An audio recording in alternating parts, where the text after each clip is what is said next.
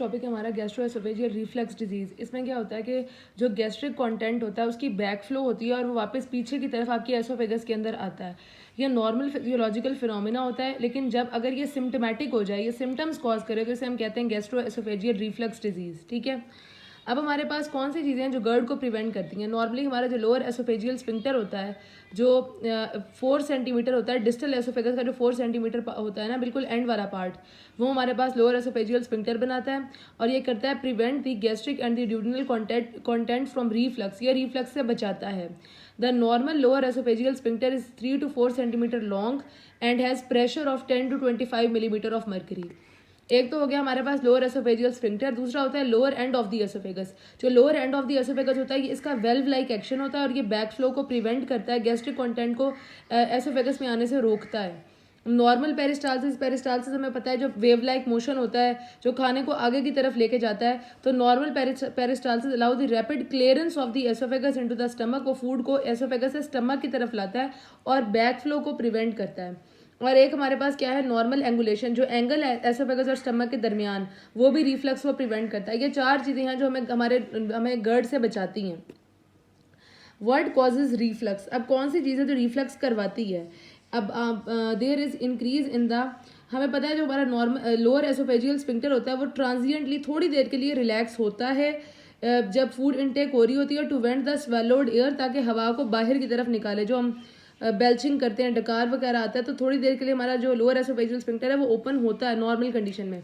लेकिन अगर if there is increase in the transient lower oesophageal sphincter relaxation, अगर तो लोअर एसोफेजियल स्फिंक्टर खुला रहे ज़्यादा देर के लिए, द स्फिंक्टर बिकम इनकॉम्पिटेंट, तो स्फिंक्टर इनकॉम्पिटेंट हो जाता है and allow the abnormal exposure of oesophagus to acidic content. और सारे का सारा जो आपका गैस्ट्रिक कंटेंट होता है वो एसिडिक होता है ना, वो एसोफेगस में आने लग जाता है। In 60% of the patient mechanically defective lower oesophageal sphincter is responsible for GERD. 60% cases के अंदर हमारा लोअर एसोफेजियल स्फिंक्टर ही गर्ड के लिए रिस्पॉन्सिबल है। अदर फैक्टर्स क्या क्या होते हैं? प्रेगनेंसी, ओबेसिटी, इन दोनों कंडीशंस में हमें पता है हमारा इंट्रा एब्डोमिनल प्रेशर बढ़ेगा जब मोटापे में और प्रेगनेंसी में। उसके अलावा हमारा फैट है, अल्कोहल है, लार्ज मील, अगर हमने बहुत ज़्यादा खाना खा लिया तो भी स्टमक आपका डायलेट हो जाएगा और जो हमारा गैस्ट्रिक कंटेंट है वो एसोफेगस में आने के चांसेस होंगे। स्पाइसी डाइट है, स्मोकिंग है और हाइएटल हर्निया है। हाइएटल हर्निया में क्या होता है, होल इन द डायफ्राम। ये डायफ्राम के अंदर एक होल होता है विच जो नॉर्मली हमारे पास क्या करता है, जहाँ which through which oesophagus pierce, जहाँ से एसोफेगस पियर्स करके अंदर आई होती है। तो अगर ये हाइएटल हर्निया के केस में भी हमारे पास क्या है, गर्ड के चांसेस बहुत ज़्यादा बढ़ जाते हैं। फिर हमारे पास है क्लिनिकल फीचर्स। अब क्या है क्लिनिकल फीचर्स में? सबसे पहले हमारे पास क्या होगा, टिपिकल सिम्टम्स आएंगे, इंक्लूड दी हार्ट बर्न होगा उस पेशेंट को, रिगर्जिटेशन होगी, डिस्फेजिया होगा। ठीक है, उसके अलावा हमारे पास क्या हो सकता है, हार्ट बर्न, स्टर्नम के पीछे की तरफ आपको बहुत ज़्यादा जलन महसूस होगी। रिगर्जिटेशन में एफर्टलेस रिफ्लक्स ऑफ सोर और बिटर गैस्ट्रिक कंटेंट, ये जो खाना होता है आपके एसोफेगस से आपके थ्रोट और आपके माउथ में भी आ सकता है, और उसके अलावा जब माउथ में आएगा तो हम उसे एस्पिरेट करके लंग्स के अंदर भी, हमारे रेस्पिरेटरी ट्रैक्ट में भी जा सकता है। अब हमारे पास ए टिपिकल, ये तो हो गया एसोफेजियल सिम्टम्स। अब एक्स्ट्रा एसोफेजियल सिम्टम्स कौन कौन से होते हैं गर्ड के अंदर? एसोफेगस के अलावा ये हमारे पास एस्थमा करवाएगा, क्रॉनिक कफ करवाएगा, लेरिंजाइटिस करवाएगा, सोर थ्रोट करवाएगा, और चेस्ट पेन बहुत ज़्यादा होता है और वो नॉन कार्डिक, तो होता है कार्डिक चेस्ट पेन, ये होगा नॉन कार्डिक चेस्ट पेन जो गर्ड में होता है। डायग्नोसिस, अब हम इसे डायग्नोज कैसे करेंगे? सबसे पहले तो हमें सिम्टम्स की बेस पर डायग्नोज करेंगे। हार्ट बर्न होगा, डिस्फेजिया होगा और रिगर्जिटेशन वगैरह, ये सारी चीज़ें होती हैं। उसके अलावा और हम इसके अंदर सिम्टम्स देखेंगे और हम उस बंदे को फॉरन proton pump inhibitor, omeprazole, इसोमेप्राजोल, lansoprazole फॉरन स्टार्ट करवा देंगे। एंडोस्कोपी एक नॉर्मल पेशेंट के अंदर जिसको थोड़े बहुत सिम्टम्स हो, उसमें एंडोस्कोपी रेकमेंड नहीं करते।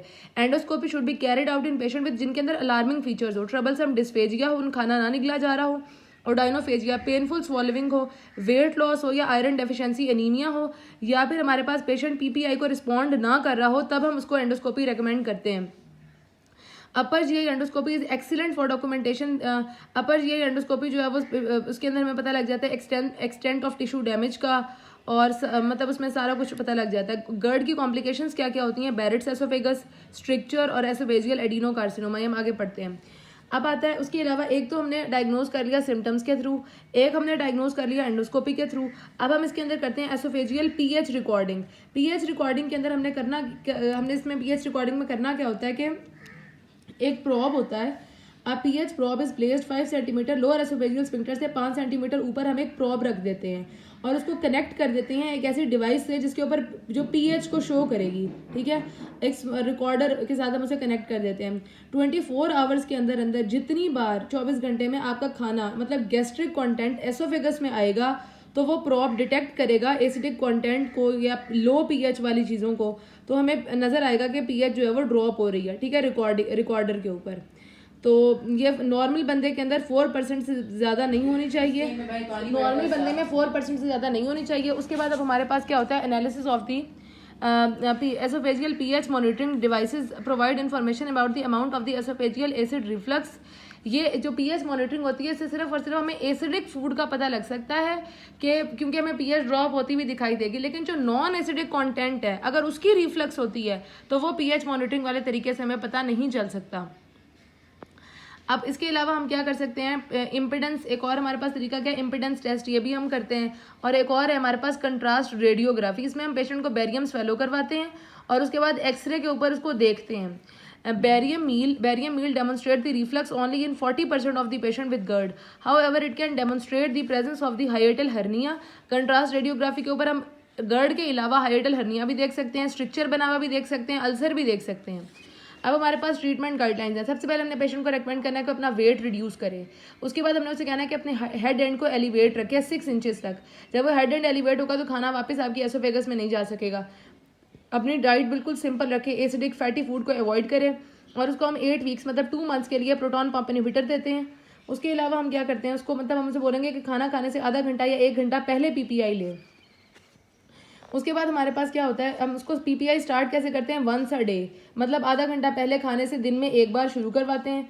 अगर तो उसको रिस्पॉन्ड नहीं कर रहा फिर हम ट्वाइस डेली देना शुरू कर देते हैं। उसके अलावा हमारे पास अगर तो नॉन पीपीआई को रिस्पॉन्ड नहीं कर रहा फिर हम क्या करेंगे, उसको उसकी एंडोस्कोपी से इवेल्युएट करेंगे कि कॉज है क्या। फिर हमारे पास है इन पेशेंट्स विद पार्शल, अगर तो हमारे पास पार्शल रिस्पॉन्ड करें पीपीआई को फिर हम कोई ट्वाइस डेली दे देंगे पीपीआई, या हमको डिफरेंट पीपीआई स्टार्ट करवा देंगे। मतलब अगर हम पहले ओमेप्राजोल देते थे, इसोमेप्राजोल, लेंसोप्राजोल कोई और देना शुरू कर देंगे।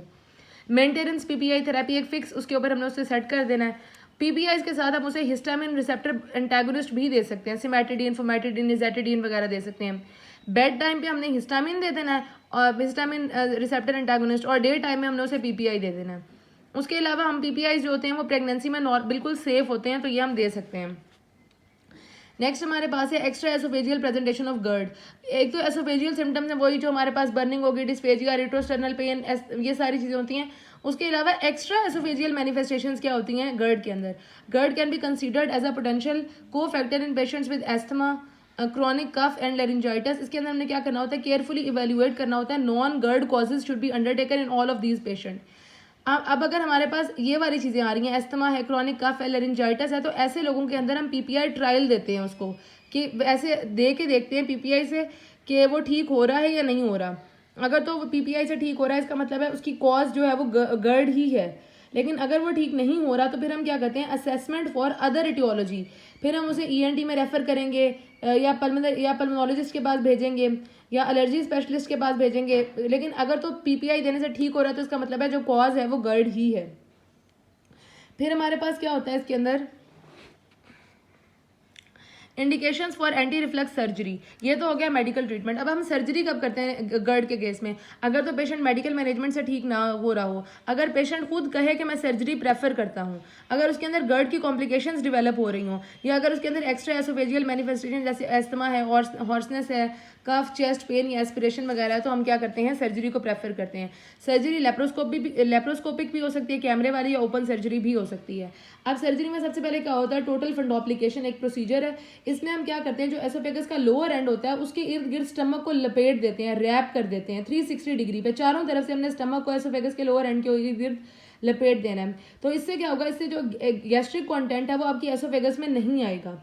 लेकिन इसका एक नुकसान ये होता है कि इसकी वजह से आपका जो कार्डियक एंड है, स्टमक का जो ऊपर वाला एंड होता है, वो क्या हो जाता है, वो उसकी ओवर कॉम्पिटेंट, वो बिल्कुल टाइटली बंद हो जाता है। अब वहाँ से हमारे पास जो हमारी बॉडी के अंदर दो नेचुरल तरीके हैं, क्या कहते हैं कि हवा को खारिज करने के, एक है हमारे पास बेल्चिंग डकार वाला और एक है फ्लैटस। तो अब क्या होगा कि जब उसका आपने upper end lower end of the oesophagus बहुत टाइटली बंद कर दिया है, तो जो आपकी जो बेल्चिंग होगी, जो डकार है वो नहीं आएगा, जिसकी वजह से आपके स्टमक के अंदर हवा भरती जाएगी और क्या हो जाएगा, गैस ब्लॉट सिंड्रोम हो जाएगा। ठीक है, एक तो ये इसका नुकसान है टोटल फंडोप्लिकेशन का। इस नुकसान को अवॉइड करने के लिए हम क्या करते हैं, हम करते हैं पार्शियल फंडोप्लिकेशन। ये टोटल फंडोप्लिकेशन है, मतलब चारों तरफ से एसोफेगस को लपेट दिया है। पार्शियल फंडोप्लिकेशन में हम 270 डिग्री पे करते हैं, एक साइड हमने खाली छोड़ दी है। इसमें क्या होता है, इससे आपको बेल्चिंग वगैरह होती रहेगी। ठीक है, इसके अंदर गैस ब्लॉट सिंड्रोम तो नहीं होगा, साइड इफेक्ट्स कम होंगे, लेकिन इसका कोई इतना फायदा नहीं होता। फिर उसमें यह था कि आपका एसिड बिल्कुल आना बंद हो गया, तो उसमें वो गर्ड तो ट्रीट हो रहा है, लेकिन उसका साइड इफेक्ट है। इसमें गर्ड फिर सही से ट्रीट नहीं होता।